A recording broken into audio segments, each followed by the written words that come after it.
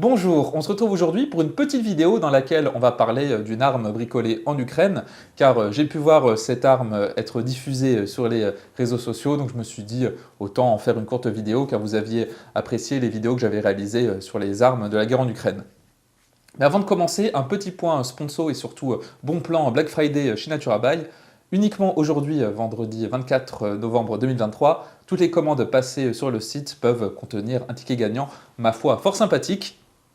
Toutes les heures, entre 10h et 20h, une commande sera tirée au sort et un client aura la chance d'avoir un ticket d'or qui vous offrira, si vous gagnez, 100 € par mois à dépenser sur NaturaBuy et ce pendant un an. Et à minuit, un heureux gagnant sera tiré au sort pour le ticket de diamant qui va permettre de gagner une magnifique Blazer R8 Ultimate en 300 Winchester Magnum ou alors 6 000 € à dépenser sur le site. Vous trouverez le lien en description et en commentaire épinglé, ainsi que le règlement du concours. Et pour nos chers amis de YouTube, la plateforme n'est pas sponsor de ce concours. Donc profitez du lien en description, n'hésitez pas à le partager également. Et sur ce, revenons en Ukraine. Pour revenir au sujet, il s'agit de ce qu'on a appelé à tort un minigun bricolé avec des AK-74. Et ce qui est intéressant avec cette arme, c'est qu'on a à la fois des vidéos montrant la fabrication des prototypes, ou du moins leur support, et également des vidéos montrant son utilisation. L'idée de cette invention est d'obtenir une arme efficace contre les drones et avoir une forte cadence de tir qui va permettre d'augmenter la probabilité de toucher la cible. Cependant, les armes tirent en même temps et ne tournent pas, contrairement à une Gatling. Faire tourner les AK en même temps n'aurait pas vraiment beaucoup d'intérêt, car sur un minigun, les canons tirent l'un après l'autre et la rotation des canons permet d'avoir une importante cadence de tir et en même temps, cela permet aux canons de refroidir quand ils ne tirent pas.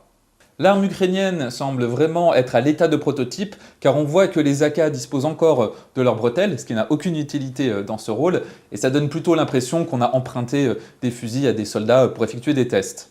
Pour procéder au tir, on insère les chargeurs dans chaque fusil, et j'ai l'impression que ce sont des chargeurs de 45 cartouches, ce qui a du sens dans cette utilisation, de même que des chargeurs tambour auraient sans doute été appréciés pour essayer cette arme. Ensuite, on va armer le tout grâce à une pièce en étoile qui va faire pression sur les différents leviers d'armement. Et sur cette vidéo, on voit qu'on a un ressort pour ce levier d'armement multiple.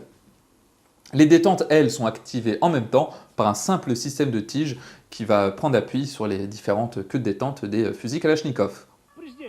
L'arme a l'air de beaucoup bouger lors du tir, ce qui n'est pas surprenant car on a le recul additionné de 6 AK. Et on peut voir sur cette vidéo la dispersion des projectiles grâce à l'utilisation de traçantes. Pour viser, on peut voir qu'on a une sorte de mire antiaérienne et pour manipuler et orienter l'arme sur son affût antiaérien, on a un bras comme sur un trépied de caméra. Sur les premières versions, on avait 4 ou 5 fusils d'assaut et sur la dernière, on en a 6 qui sont solidarisés à l'avant par cette pièce hexagonale et également à l'arrière entre la crosse et la poignée. Ce système est sans doute plus efficace contre les drones que le tir avec un fusil d'assaut classique. Cependant, je n'ai pas trouvé de vidéo ni de témoignage indiquant la réussite dans l'interception de drones et on ne sait pas non plus le nombre de ces systèmes qui ont été fabriqués.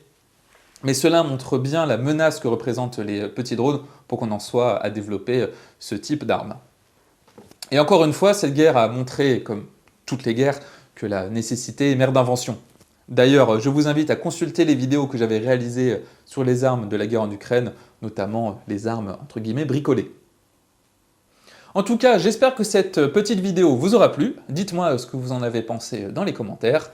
Je vous invite, comme d'habitude, à vous abonner à la chaîne si ce n'est pas déjà fait, et si vous pouvez, à rejoindre le Tipeee en description. Sur ce, on se dit à bientôt pour une prochaine vidéo.